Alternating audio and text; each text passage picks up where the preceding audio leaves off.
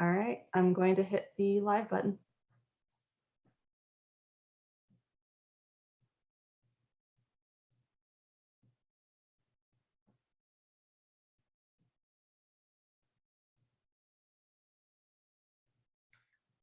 Good evening and welcome everyone. I'll give everyone just a few moments to join the webinar. We're so glad to have you here with us tonight.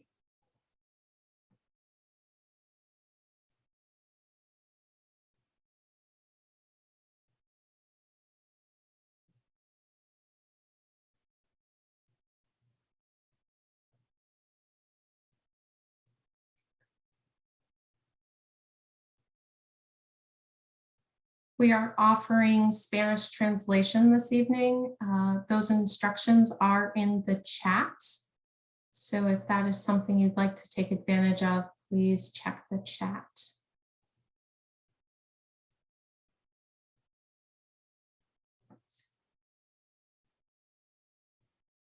So, great.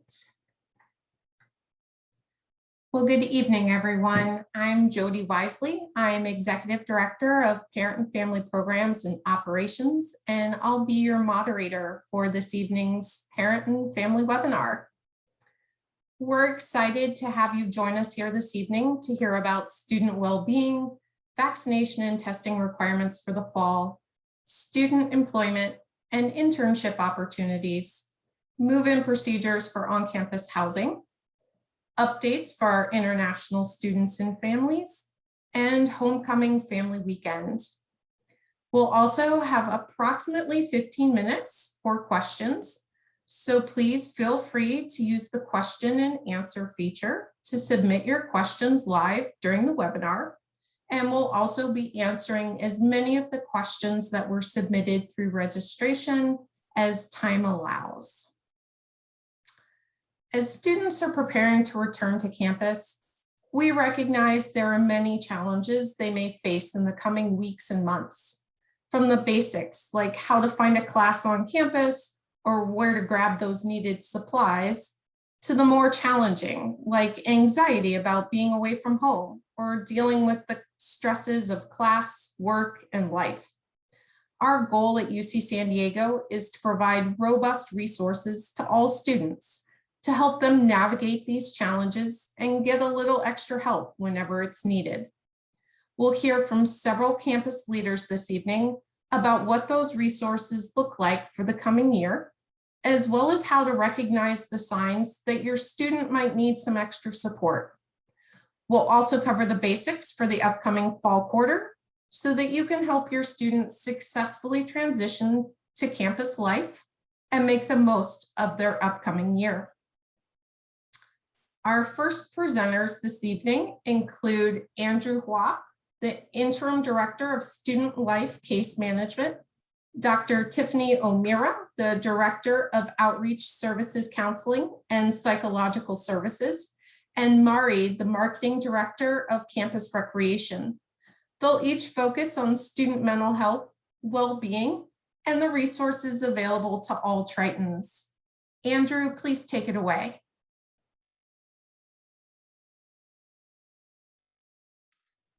Hi, everyone. My name is Andrew Hua. Just like Jody had introduced, I'm going to go ahead and share a little bit about how we are creating a culture of care on this campus by supporting our students in distress. The information we share today is going to, support our students in, identifying if they're feeling stress, if they're getting to need, they're getting to a point where they need support, right? And we're going to navigate that all together. So first off, I am the Interim Director of Student Affairs Case Management Services here at UC San Diego, and we work very closely with many of the partners on this call and also on campus that are not on this call. So we'll go ahead and go to the next slide. I'll briefly share with you, this is my staff.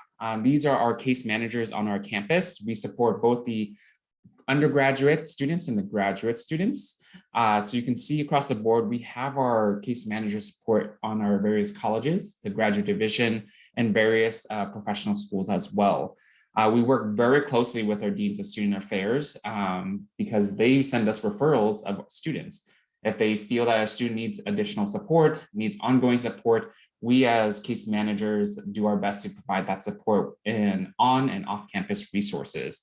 I do want to highlight that we are a non-clinical resource. Unlike our student health services, our counseling and psychological services, they are clinical. They do follow different confidentiality and privacy aspects of our work. So just want to make sure that we are reiterating the differences.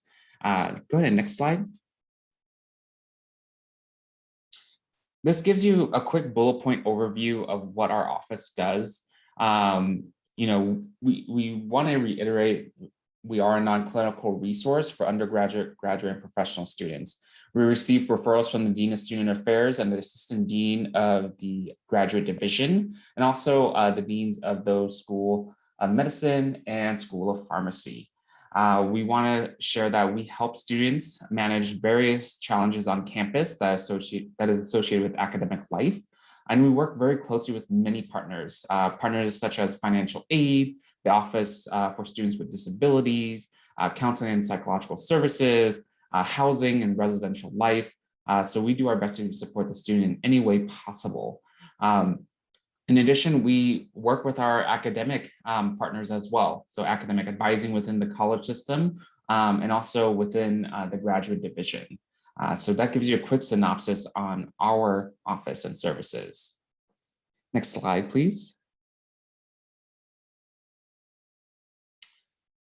All right, so why is it important that we're highlighting mental health and well-being today? We want to make sure that parents, family, community members, students that are on this call are aware of what we've been seeing. This is data that we have gathered from 2019, so pre-pandemic. There is new data from 2021 from the American College Health Association National College Health Assessment.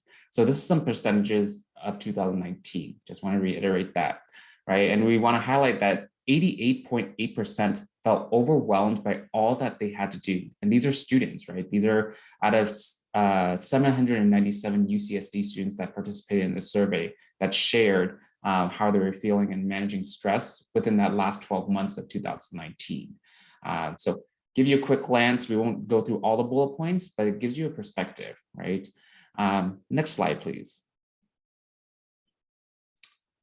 Here's a quick pie chart for folks to look into about within the last 12 months of 2019. Survey participants indicated they were treated by a professional for the following. I want to highlight that 30%, right? Those multicolored 30% there, focusing that these students are being diagnosed and need support. Now, I also want to have us imagine the number of those that chose not to report. They had barriers to reporting or seeking out help. So that number is probably much larger, right? So just being mindful of the number of students are seeking out support and getting diagnosed professionally, right? Next slide, please. The next slide here, within the last 12 months of 2019, survey participants indicated the following had been traumatic or very difficult to handle. I do want to focus on that 70% of the students, right, that reported at least one or more. Something just to be mindful about. A lot of our students are handling many different things, right? And as we come to a close with this data, I want to highlight that our wonderful CAPS partner, Tiffany, will be touching a little bit on the 2021 data that we received. And I can share with you, mental health is continuously a concern that we are putting out as a priority and wanting to address because our students are feeling that as well. We can feel it from the echo pandemic, the continued pandemic, and how we are managing all of the stressors. So know that we have services on campus that are there to support all our students as much as we can, both clinical and non-clinical. So next slide, please. So knowing a little bit about our student experience, I want to share how we identify a student in distress, right? Here's our definition. A student whose academic progress or functioning in the university environment is adversely affected due to a number of indicators that are impacting their well-being and or well-being of others. I do want to highlight the red bolded underlined word number, right? We know all our students face some level of stress, whether it's stress on an exam, stress on turning in assignments, or even just stress on life, right? Managing so many financial, housing, etc. But when we think of a number, like there are multiple things happening, multiple indicators that are showing up, that's when we see that a student may be needing more support from deans of student affairs, from case managers, from our various campus partners. So that's how we identify a student in distress. I'm going to go into a couple indicators for you. So the first one we have for you is physical indicators. As I speak about these, I'm going to give you an example, right? Physical indicators can look similar, like a student maybe coming to you as a community member, or coming to a staff, or even as a parent saying, I haven't been sleeping much, I haven't had an appetite, and I'm frequently experiencing headaches and stomach aches, right? So physically, we're seeing multiple things showing up for the student. And these are just examples that we have been able to see exhibited through our interactions with students. So that's physical indicators. I'm going to jump into the next set of indicators, which are academic indicators. Here are just a few. There are many, and actually, so an example that you may be seeing as a parent, as a community member, as family or guardian, is a student sharing with you that I've been arriving late to class, or turning in assignments late, or they're showing a sense of, I'm no longer interested in what I'm doing. When they, for instance, I was a sociology major and I loved studying sociology. I told you about my research. I told you about what I was going to do. And then one day, out of nowhere, I really don't care. I don't know what to do, right? So those are signs that we were looking for alongside these indicators on the screen, right? So those are academic indicators. I want to highlight some behavioral indicators, right? You will see some overlap across all these slides because they show up in different spaces. So here are just a few of the behavioral indicators. I'll give you an example of when we've seen behavioral indicators show up. So with that being said, sometimes what we've seen on this campus is students emailing excessively, demanding for a regrade or change of grade on assignments. They're a demand, an ultimatum, right? Sometimes that is showing up. And as you can see on the screen, there are some very triggering words as well, right? Self-harm, or there's a withdrawal from friends and family. So as family, guardians, community members that are on this webinar, if a student is suddenly withdrawing away when they're usually communicating with you, that's probably a sign of a behavioral indicator showing up. So just want to make sure we highlight that. The last set of indicators I have is emotional indicators, right? Again, you may find some of these words triggering as well. And I want to, preface that we are here to make sure that we are transparent and want to be here to support your students, our community as much as possible. Here are just a few that we've seen. An example that shows up is a student lets one of us know that they're feeling extremely stressed out, report feeling anxious about their commitments, and has feelings of hopelessness, right? And hopeless about anything improving. So as a parent, community, and guardian member, if a student comes back to you and shares this, maybe it's time to encourage the student to get connected with campus resources. So that's where we see students in distress, right? They show up in multiple levels of indicators across the board. And now I want to jump into how do you get them connected, right? So next slide, just a quick piece about providing support. We as student affairs case managers work closely with the deans of student affairs. So if your student is experiencing some of the indicators, you feel that they need to get connected, encourage your student to reach out to the Dean of Student Affairs or the Assistant Dean of Student Affairs in the graduate division. They are well prepared to support students, both academically, housing related basic needs, and then also we're here to support the deans and that student as well. We get looped in and get referred cases when we believe that the student needs additional support, and want to make sure that we can meet with them and hold them accountable if that's what they need, right? So that's one piece I want to highlight. Now, contacting the Dean of Student Affairs and working with Student Affairs Case Management, I also want to highlight that we work within the confines of FERPA. What is FERPA? I'll show you in the next slide. FERPA is the Family Educational Rights and Privacy Act. You can see here that FERPA allows the university to communicate within the campus, but also we want to recognize that, we want to protect our students, their privacy as much as we can, right? If you were to share a concern for a student, we will always acknowledge, like, thank you for sharing this. You can always ask, what is our typical next step? What is our protocol, right? And we will share, like, this is what we would do when a student of this concern comes through. Now, we can't always share a report back, right? If you're asking us, saying, thanks for letting me know your protocol, when will I get a call back and an update? With FERPA, we want to emphasize that we protect our students unless the student has expressed a written consent that we can speak to a family member, a guardian, then we won't share an update, we won't call back unless it's an emergency, right? We all have emergency contacts. So encourage your students to fill out the emergency contact if they have not, just in case there's an emergency. We want to keep those support systems in the loop when a student needs that. So with that being said, I want to highlight that when we communicate across different campus partners, there's two things that we do. It is providing a service or a benefit for the student, or maintaining the campus safety and security, right? So those are the biggest pieces I want to highlight as we follow through with FERPA. And if you have more questions about FERPA, feel free to put them in the Q&A. I will direct you as best as I can to the best resources. But with that being said, that is the end of my part. I get to pass it off to my wonderful colleague, Tiffany.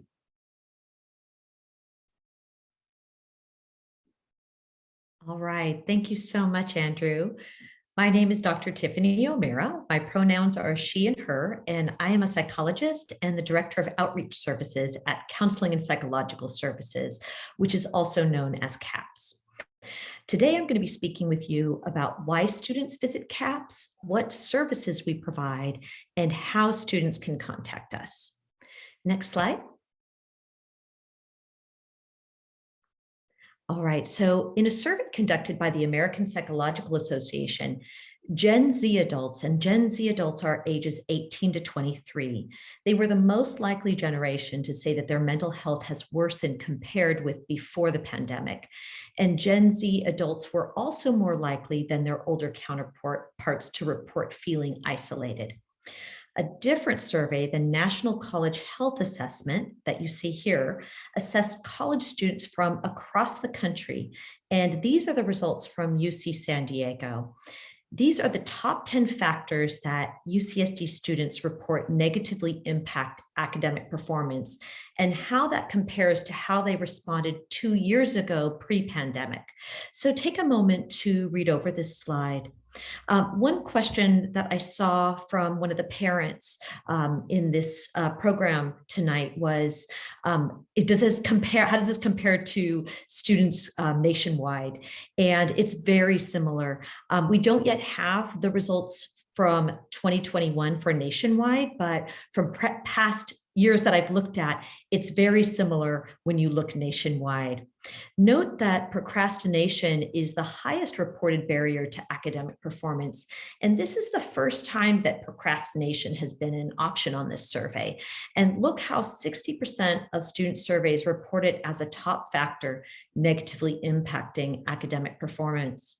Since 2016, stress, anxiety, sleep difficulties, depression, and concerns about career have all been on the rise for students.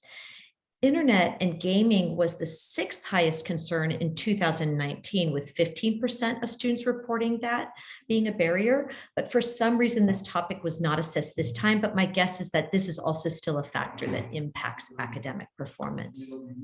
Next slide. Students come in to see CAPS for a variety of reasons, and many of the same reasons you saw on the last slide. So here on this slide are examples of why students seek CAPS services. And we would like to emphasize that no problem is too big or too small. And we'll give you a moment to read over this slide. So we have different support services for these concerns. And let me just give you an example. Let's say the student was experiencing loneliness and anxiety and called CAPS for help. There are a number of services that they might be referred to. They can speak to an individual counselor about their loneliness and what contributes to it.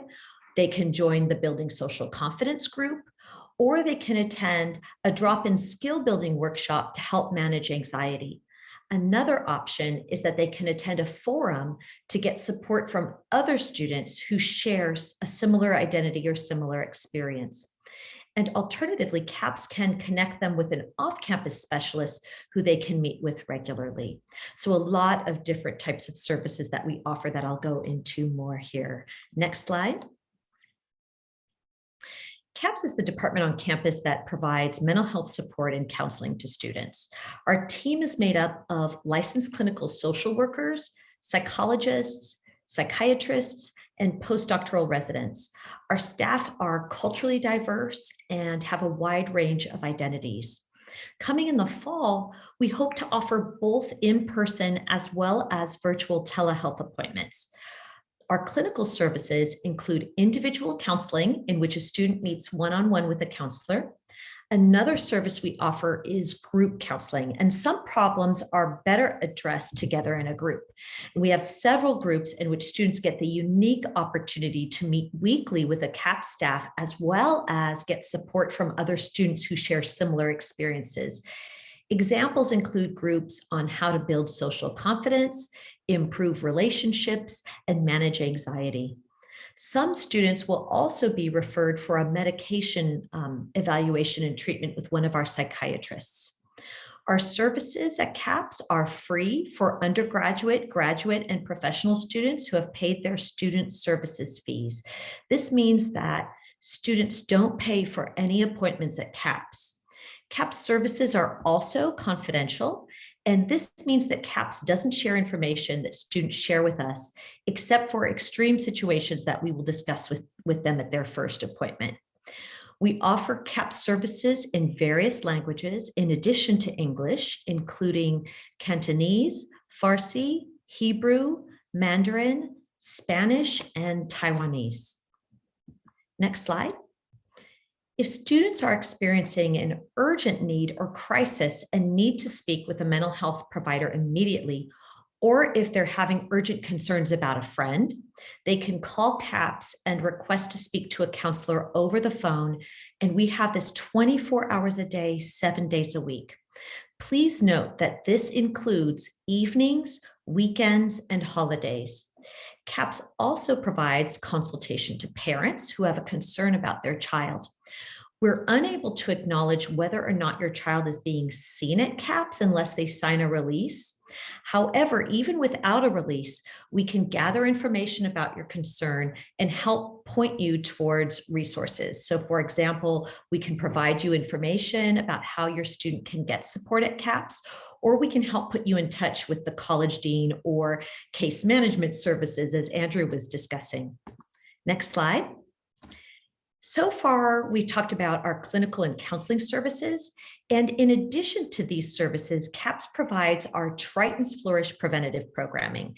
These include skill building workshops, community building forums, and one-on-one, one-time consultations. And this slide is an example of our skill building daily drop-in workshops that we provided weekly this past spring quarter. These workshops don't require any appointment. Students don't have to be an ongoing CAPS client to attend, and they can bring a friend with them. And in these workshops, we teach skills that will help with a variety of challenges, such as dealing with stress, depression, anxiety, and difficulties with sleep. For this coming fall, we have programs on mind-body, incorporating movement and yoga into mindfulness. We have a daily mindfulness practice, as well as a sleep workshop. So lots of great workshops coming in the fall. And I really encourage students to check back on our website as we get closer to the fall to check over what we've got. All right. Next, we've got community forums. These are forums that we offered in the spring, and we'll have forums again in the fall, so they can check back on our website. These are forums where students can build relationships with other students that share similar experiences and similar identities. All right, next slide. Also part of our preventative programs are our online self-improvement programs that we call Iflourish. These tools are free, anonymous, and only available to UC San Diego students. And so I really want to encourage you to give this website, the caps.ucsd.edu/iflourish, to your students. They can sign up for these programs by going to that website, and they can get a lot of strategies for depression, anxiety, communication, right from the privacy of their own home through their app. All right, and finally, I want to show this final slide with how to get connected to us. So I suggest you maybe take a photo of this slide. This is going to show you how your student can get connected. They can call CAPS, or they can also go to their My Student Chart, mystudentchart.ucsd.edu, to schedule a brief telephone screening. And from there, they're going to get individualized support to help them get connected to CAPS resources. So right now, I'd like to turn it over to Mari, who's going to be talking about recreation services. All righty. Thank you so much, Tiffany. So I'm going to first talk about something new and exciting that we just launched actually a week ago, and that is our new recreation app. This is going to give you and your student everything you need to know about recreation, along with our website, which is going to drop in the chat right now, recreation.ucsd.edu, but you can actually take your phone out right now and scan that QR code and get the app really easy, and it will let you navigate kind of everything we offer, which is a ton of stuff. So basically, recreation, we're on a mission to keep students active and well while they're studying on campus. Also this year, I saw a couple of things in the chat about community and all the struggles that students have been through in the last year. So our mission really is going to focus to one of recreation's core values, which is creating a sense of community on campus. Our mission is actually to engage students, the campus, community to pursue lifelong well-being, growth, and success. So recreation has a plethora of program areas, and these program areas range from just working out of the gym, which we call informal recreation.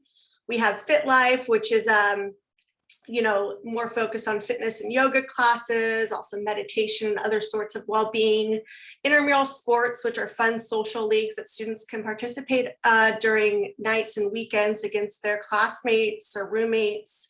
We have Outback Adventures, which are outdoor trips. Some of them are one-day trips, some of them are spring break trips, some of them are weekend trips, and they range from snorkeling to hiking to kayaking, all with fellow UC San Diego students. We have rec classes. By far, most popular is going to be our surfing class. We also have aerial silks, martial arts, a bunch of different kind of dancing classes, gymnastics, swimming, everything almost, archery, you name it, we got it. Sports clubs, which I'll go over in a second. It's a little bit more competitive than intramural sports. And we have our Mission Bay Aquatic Center, which has base sports like sailing and wakeboarding. So please download the rec app, and you can go to the next slide. So this is kind of new and exciting that's happening this quarter for the first time, is that it's free. So not last year, but 2019, we introduced what we call the RAP Pass, which is the Recreation Activity Pass. And this quarter, because we really want to engage and we really want students to engage in community, we're offering this for free to really get students involved. And again, your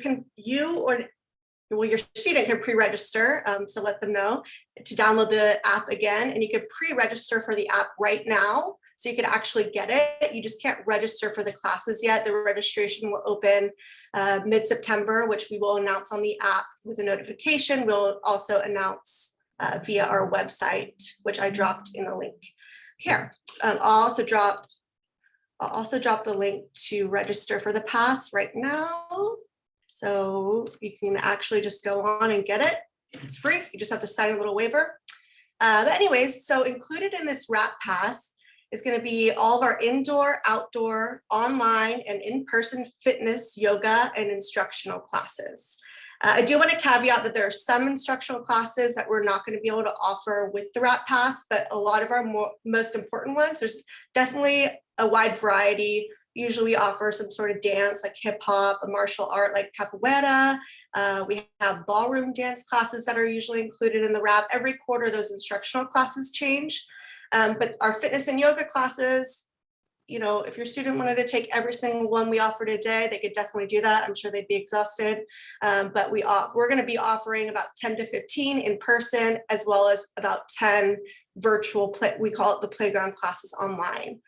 All of our Outback Adventure 1-day trips. So all of our local trips, we have snorkeling in La Jolla Cove, kayaking, we do moonlight kayak, we do moonlight hikes, and these are all with our experienced guides. Usually they're student led. And again, just creating that sense of community and really exploring campus. All of our classes are all over campus. So this is a great way to kind of get out and see you know, all the beauty of the campus and also try new things in different locations. We also added for the first time intramural sports. So all of our social sports leagues like basketball, soccer, those types of sports, they vary from quarter to quarter. They're offered for free with this pass.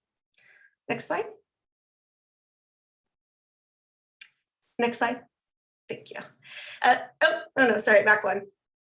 Yes, okay, so sports clubs, I touched on this a little bit, and I wanna kind of reiterate the difference between intramural sports and sports clubs, and also athletics. So athletics is a different department. You know, they went Division I this year. It's really exciting. They're NCAA, so that's completely different than what recreation offers. Recreation has intramural sports, which are kind of the bottom. And by bottom, I mean, they're social. They're more social leagues just to get out, get active, blow off some steam, you know, 5 to 6, you want to play volleyball with your friends, and you could still get a little bit competitive, but they're more fun and social. Sports clubs, they are teams that involved a little bit more commitment. And I love this slide because you can really see the variety of sports clubs that we offer, which is 31. And if you go to our recreation website, which I dropped in the link, and click on the top bar, competitive sports, you're going to see the intramural sports. You're also going to see every single sports club that we offer, and they all control their own web pages. So you can go on personally and ask the team captains questions, maybe about what their tryout schedule is like, or if they even have tryouts, what their practice schedule is like, if they travel. Most teams travel within Southern California, some all California, some nationally. We've even had our Dragon Boat team go internationally. Okay, so next slide. And lastly, I just wanted to say that if your student needs a great job on campus, that is going to be a resume booster, also is going to create that sense of community. You know, at Recreation, we have a rec family, and we hire everybody from intramural referees. You know, I have marketing assistants. We have people that handle our analytics in our department. So great resume booster, also great way to meet fellow students and get to know our facilities. And it's really super easy if your student's on campus often or lives on campus. So our jobs will also be listed on our website, but it's on the Handshake portal as well, which is where all campus jobs are located. And that is it for me. We are at UCSD Rec on every single social. So that's at UCSD REC on Instagram, Facebook, Twitter, and YouTube if you want to see more of us. But again, all the information is really going to be on our website and now on our new app. So thank you so much for listening. And I'll pass it back. Thank you so much. Thank you to Andrew, Tiffany, and Mari. We appreciate your commitment to maintaining the highest level of student well-being here at UC San Diego. Now we'll learn more about the vaccine mandate and testing requirements for the fall quarter from Dr. Angela Sosha, Interim Executive Director of Student Health and Wellbeing. Thank you, Jody. First slide, if you advance it. So we have to face the reality that we're still living with this pandemic. And the campus has done a lot of work from the beginning of the pandemic and throughout to develop a system of support for students, which involves our entire campus community, including our faculty and staff, multiple layers of defense. And with this approach, we call it our Swiss cheese model. We try and really minimize the chance of a viral infection occurring. There are multiple layers involved. Each has a little bit of a hole, but when you line them all up, they create a solid block of cheese. So what's really important is we detect virus, and I'll give you a lot of discussion about that. We have a number of programs for that. So we offer free testing for COVID in multiple settings, as well as at the entry when your students first arrive on campus and throughout each of the quarters. We also provide isolation and quarantine housing for students who may be exposed or actually acquire an infection. And we'll discuss that in more detail. You can add an app to your phone, which actually is another tool in the state of California, which allows for exposure notification, sometimes even in advance of the contact tracers calling you. We require masking. By wearing a face covering, we can significantly reduce the chance of virus being inhaled. And we strongly recommend vaccination. We know this is critical to supporting our community. And we now have a vaccine mandate, which we'll be discussing. Next slide. Next slide, please. So throughout this pandemic, we've had a science-driven approach, and we're very blessed to have many brilliant scientists in this campus who have contributed to their time and energy to helping us develop a strategy. We also change our approach because this virus has been changing on us. As you know, we have variants. The level of infection changes with surges. So we adjust our strategy constantly, staying on top of everything. We look at it every day. So one of the key things, again, 3 elements, it's detecting the virus, intervening if we find the virus, and reducing the chance of someone acquiring the virus. Again, vaccination, something new that we didn't have last year. Next slide. So we have a mandate. And the mandate is very important that all students, as well as all of our faculty and staff, all of us coming to campus, comply with this mandate. And there are 2 ways. The most, I think, valuable is, of course, be vaccinated. Being vaccinated means you've completed your vaccination series, which is the 2nd dose if it's a 2-dose series, and then another 2 weeks. Or if a single dose series, 2 weeks after that 1st dose. For students, many of whom are living internationally, we do accept WHO approved vaccination. For some of these, there may be supplemental vaccine provided to students for extra support after they arrive here, and we do that on a case-by-case basis. But if you've received vaccination in the US or a WHO approved vaccination, and it's 2 weeks since you completed your series, you're compliant. We need your information to be in your student health record. Or the other way to comply is to have an approved exception or deferral. These can be medical exemptions, temporary or permanent, a disability exception. An example of a medical exception are the few individuals who have a true contraindication to receiving vaccine, or an individual who recently had a natural infection and wants to delay vaccination for a period of time. We also allow for religious exception, as well as a deferral of pregnancy. Although I will share with you all the evidence, and it's becoming stronger over the last few months, is that vaccinated individuals, if they acquire infection, will have a better chance of not having complications than unvaccinated women. My training actually is in complex pregnancies. And I can tell you that a respiratory severe infection in pregnancy is very, very dangerous. So the outcomes are better for vaccinated women. And so while we allow a deferral, we don't recommend it. We also realize some of our students may not have been able to get a 2nd dose because not all countries are using a 2-dose approach. And in some places, some of our students don't have access to vaccine. So we've set up ways for them to receive vaccine soon after they arrive here, and they will be able to comply with the mandate. Next slide.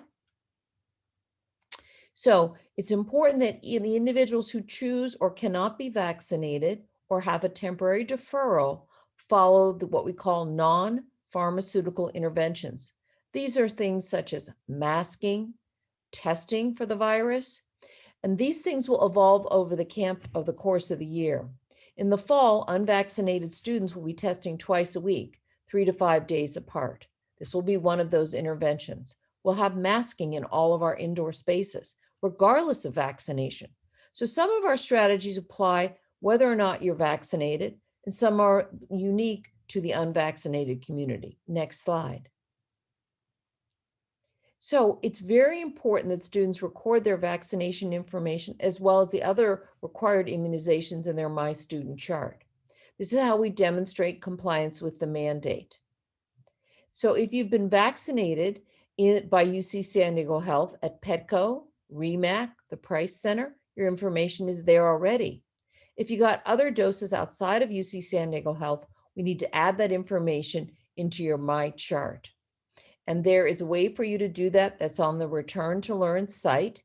And once the information is there, and Student Health will help you if your student has any trouble, or if you as a student have trouble entering your information into your record, we'll help you get it done. And once it's there, you're complete with the mandate. There's nothing more you need to do. Next slide. And if you want an exemption for religious, medical, or disability reasons, please get that submitted. Get your form submitted by September 2nd so you can comply with the mandate, which is September 6th. Realizing that is a holiday and we have a weekend in between. If you get everything into us, your forms and your requests, by September 2nd, you'll be good to go because the next day on Friday, we'll be recording everything and record your compliance.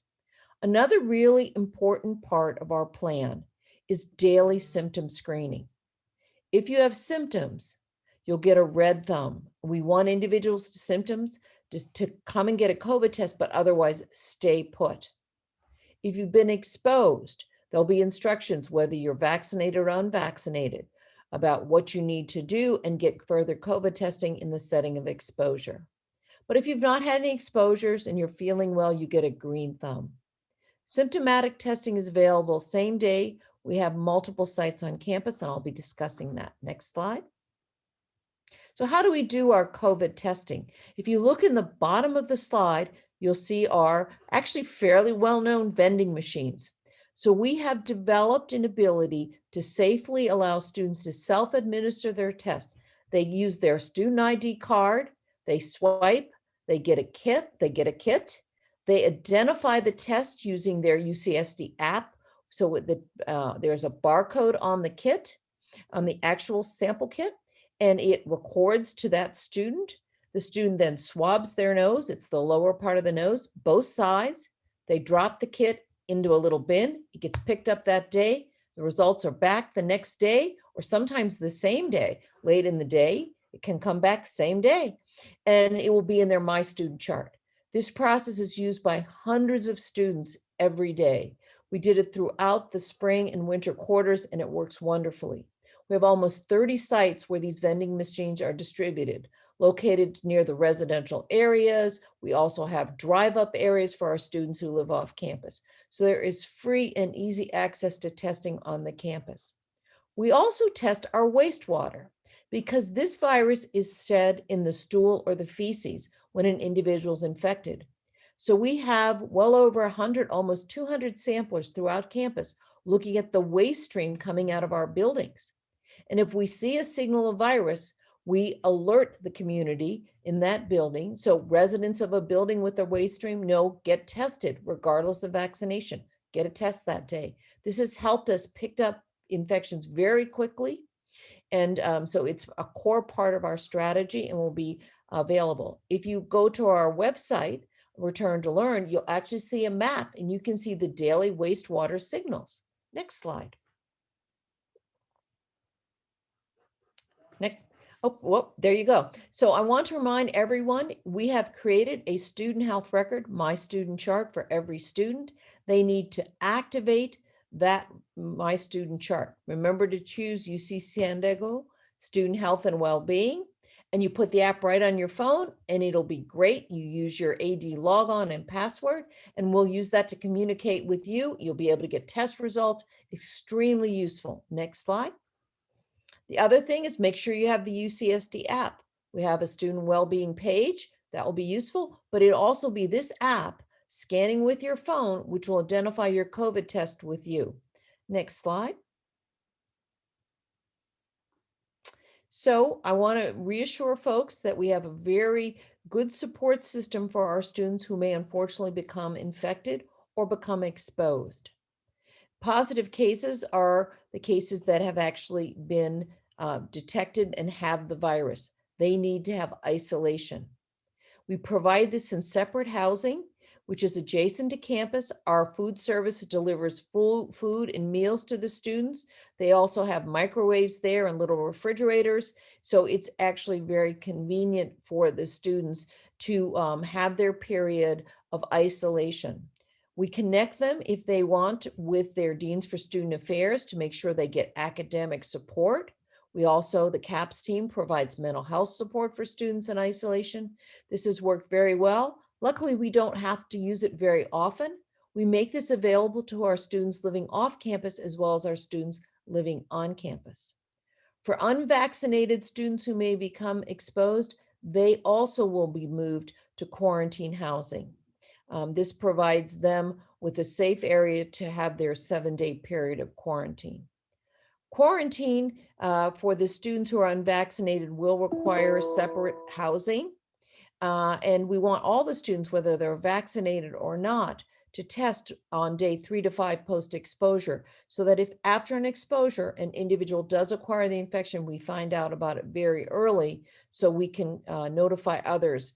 And this is how we've been able, through very careful isolation, contact tracing, and quarantine processes, to minimize any spread of virus. Next slide.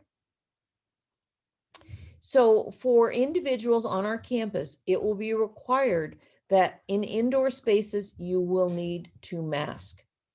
For our students living on campus, in their residential units in the common areas during the early part of the fall quarter, phase 1, they will mask in those common areas. Their masks will only come off in their personal bedrooms and in the shower. I'm sorry, that got cut off. So when you're taking a shower, we do say you can take your mask off. When students arrive onto campus, will be living with us on campus, they will have a COVID test on arrival, regardless of their vaccination status. This will occur on arrival. They will also self-test on day 5 and day 10. Throughout the fall quarter, if they have symptoms, regardless of vaccination, we'll want them to test. If there's a wastewater signal in their building, regardless of vaccination, we'll want them to test. And the unvaccinated students will need to test twice weekly throughout the fall quarter. We may have some testing for the vaccinated students. We'll make some decisions about that. And these, of course, could change. We always adjust our recommendations on our strategy to meet the virus where it is and actually to stay ahead of it. This has kept us with very low rates of virus. And in fact, we've had lower rates in the San Diego community consistently last year. Next slide. That's all I have, and I'll be available for questions at the end, and I'm trying to answer them throughout the presentation too. Thank you, Dr. Sosha. If you have additional questions regarding the vaccine mandate or testing, you can also visit the Return to Learn website. Well, we will now hear from Helen Hahn, a Senior Associate Director in the Career Center, who will provide insight into student employment and internship opportunities. Thank you, Jody. So if students are turning to academic advisors about their major, minor, classes, credit, basically how to be the best student and have academic success, students are turning to us, the Career Center, for topics in preparing them for life beyond college for career success, such as how to look for on-campus jobs, internships, and full-time jobs. We put on many events throughout the academic year around those topics, but mainly work with students through one-on-one appointments or drop-in advising. We are centrally located on campus right next to the Price Center, and appointments are offered virtually and in person. Our website, career.ucsd.edu, has a lot of helpful information and resources, such as information about working on campus and using work study. Part of the Career Center team is the student employment team, and their main job is to work with students who'd like to work on campus. That team also meets with students one-on-one. More information on setting up appointments with us can be found on the website. Along with our website is Handshake. It's a platform, it's our main platform. It's where students will ultimately be directed to make appointments, but also where they'll go to look for the listing of on-campus jobs, off-campus internships, and full-time opportunities. Our student employment team works with all of the different departments and groups on campus to post all on-campus employment opportunities on there. It's also where employers post their internship and full-time openings as well. All students have access to Handshake. They just need to sign on by going to ucsd.joinhandshake.com. Whether they're looking for on-campus jobs, internships, and/or full-time jobs, it provides them with the ability to filter their searches specific to location, mode, such as in-person or remote, and even whether or not the employer accepts CPT, OPT work authorizations for international students. So they can really make the search their own. Finally, there's the academic internship program. aip.ucsd.edu is their website. This isn't run by the Career Center, but it's another place where students can go to look for internships, but for academic credit. So the main takeaways are: 1, encourage your student to make appointments with us. 2, our website has plenty of information about working on campus. Explore it. 3, students are encouraged to use Handshake and the AIP website to look for job opportunities. So we look forward to seeing your students visit us at the Career Center and utilize the resources that we provide. Thank you so much, Helen. Next, Pa Chia Vu, Undergraduate Housing Account Manager, will provide important updates and information related to on-campus housing move-in procedures for the fall.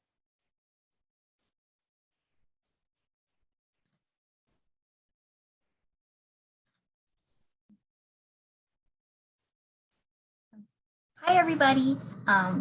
Definitely lots of questions about move-in, so I'm hoping that I'll be able to answer some of those questions with my slides. Next slide, please. So move-in is going to be staggered over a 10-day period beginning on Saturday, September 11th to the 21st. All of our students will need to select their testing and move-in date and time by Thursday, September 2nd. Students who don't select a testing date and time by the deadline are automatically going to be assigned one from the remaining time slots. We are getting lots of questions related to students needing to change their move-in dates or maybe not being able to select particular dates. If you need to change your selected testing and move-in date and time, you can do so via the My Room assignment page located in the housing portal through Thursday, September 2nd. If you don't see your desired move-in date and time, please continue to check the site as our students are constantly logging in and changing their dates and times all throughout the day. So as soon as they switch their date and time, that date and time becomes available. Also, as we are getting cancellations, their move-in dates and times are going to be available for selection as well. So just continue to check because the options are going to continue to change. If you have any issues related to this, please don't hesitate to reach out to our office directly at housinginfo@ucsd.edu. Now, prior to arrival, our students will need to log into their My Student chart using their AD credentials. With regards to late arrivals, if any of our students need to arrive between September 22nd through 24th, there are some available time slots on those days. So just log into the housing portal to select one of those dates. Now, if you are a student that is planning to arrive after September 25th, we ask you to please connect with your residence life office to review what your late arrival options are. All of our testing and move-in times are in 15-minute increments between 8:30 a.m. and 3:30 p.m. If you arrive prior to your move-in time, we are going to ask you to return at your specific time. If you happen to miss your testing and move-in time and you are going to be arriving after 3:30 p.m., you will need to secure housing accommodations off campus and arrive the following day. Unfortunately, there are no after-hours move-ins allowed because all of our students must receive a COVID test before they get their keys and can move into their space. Next slide, please.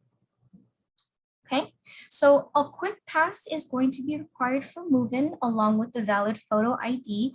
We received a couple of questions related to what that entails. So the photo ID is basically a campus ID card, a driver's license, or a passport. Your quick pass is part of your My Room assignment process and is going to be available to you via starting September 6th. Now, our students should plan to arrive in one vehicle with no more than 2 other people to assist with move-in. We are not requiring the moving party to do a COVID test, nor provide proof of vaccination status, but we are asking that they do a symptom check and that they must wear facial coverings while they help their student move in, regardless of their vaccination status. Moving party members will have 20 minutes to help their student move their items into their room. Lots of questions related to what this time frame entails. It refers to the amount of time that the moving party can be inside the residential building. After that, you are welcome to wait for your student outside of their unit. We are going to provide moving carts to help you with moving the items into their space. Now, upon arrival in fall, our residents are agreeing to phase 1 and phase 2 protocol. Phase 1 requires an in-person test prior to move-in.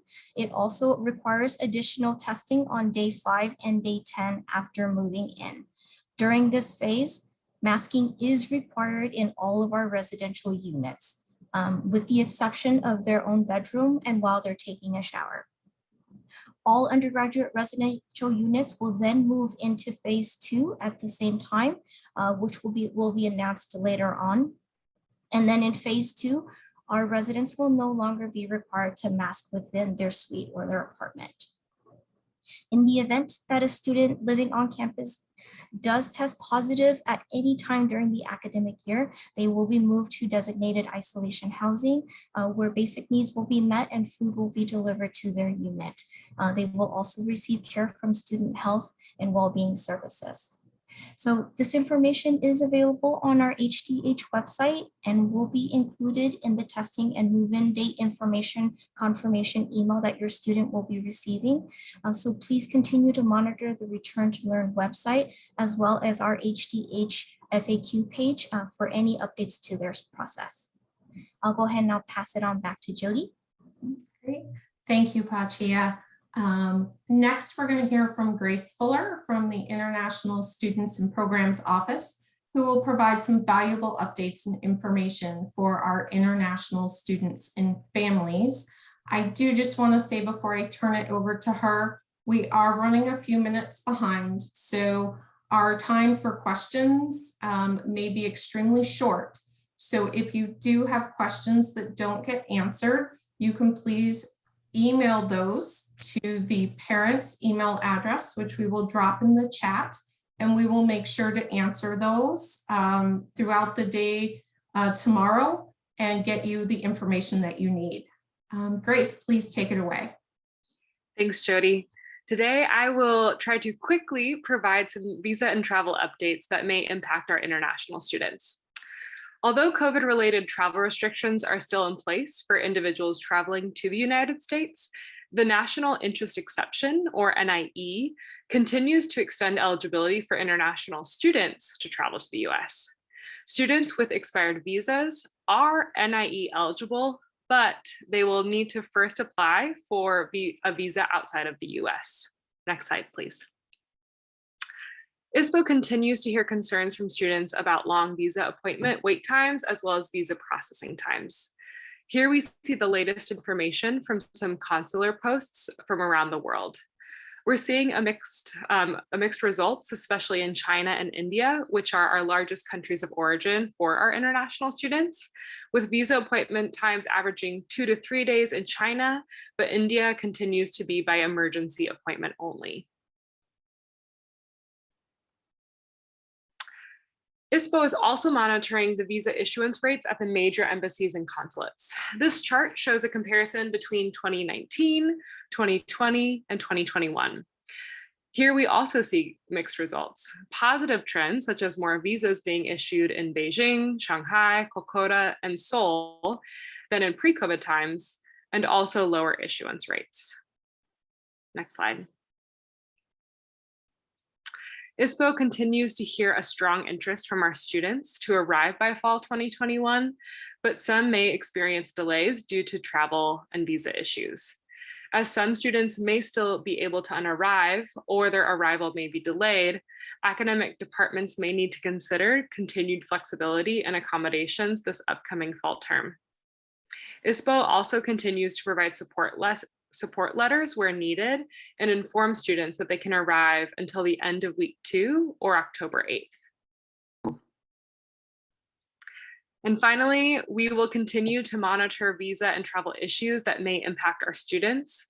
If students have visa or travel questions, please refer them to our office, the International Students and Programs Office. Our website is istudents.ucsd.edu and our email is istudents@ucsd.edu. Thank you. Thank you so much, Grace. And thank you to all of our presenters this evening. We are at 6 p.m. I do realize that many of you still have questions. As I mentioned before, please feel free to submit those questions to parents@ucsd.edu, which is in the chat, and we will be happy to answer those. Over the next day, we will get you the answers and resources that you need. As always, I want to thank you for joining us here this evening and have a great evening. Thank you.